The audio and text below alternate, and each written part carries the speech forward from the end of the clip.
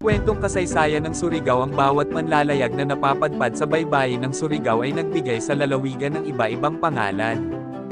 Ito ay kilala sa mga Espanyol, Portuges at Ingles na manlalayag bilang Tengaya, Car Agna, at sa Katagalan, Car Aga. Nang makita ni Ruy Lopez de Villalobos ang baybayin ng Surigao, binigyan din niya ito ng pangalan at bilang pagmamay-ari ng hari ng Espanya. Pininyagan niya itong si Maria Carol bilang karangalan kay Charles V, ang hari ng Espanya sa panahong iyon.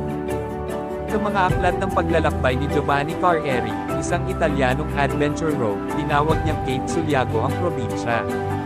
Inilarawan niya ang mga naninirahan sa lugar bilang matatapang at hindi pala kaibigan, samantalang ang iba ay pinaniniwala ang mga kanibal. Ang isa sa mga naunang mga chart ng Pilipinas noong ika-17 na siglo ay dinadala ang lalawigan sa isa pang pangalan, sa pagkakataong ito bilang Suriaco.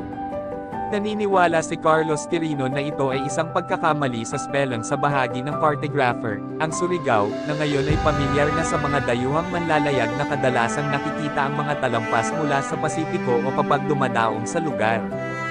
Kung ano talaga ang ibig sabihin ng Surigao at kung paano nito nakuha ang pangalan nito ay walang makapagsabi at isa sa napakaraming tanong na may tatambak sa nakalipas na panahon. Gayunpaman, napakaraming kwento ang nagpasalin-salin sa kung paano nakuha ng Surigao ang pangalan nito. Isang alamat ayon sa isang manunulat na si Miguel Calderon ang nagsabi na ang Surigao ay mula sa pangalan ni Raja Solibao.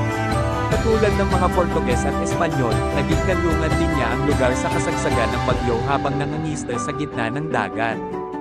Ang Raja at ang mga kasama nito ay dumaong malapit sa pulong buhangin sa bunganga ng ilog kung saan nakatayo na ngayon ang kasalukuyang Surigao.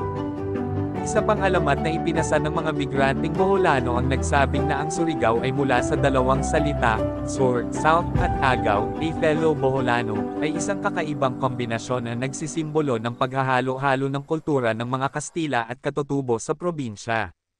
Ayon sa kwento, isang Bisayang mangangalakal galing sa Mindanao ang nagkwento ng kanilang mga karanasan sa lugar at pasimpleng sinabi ang direksyon ng kanilang pinanggalingan bilang, sa Sur Agaw.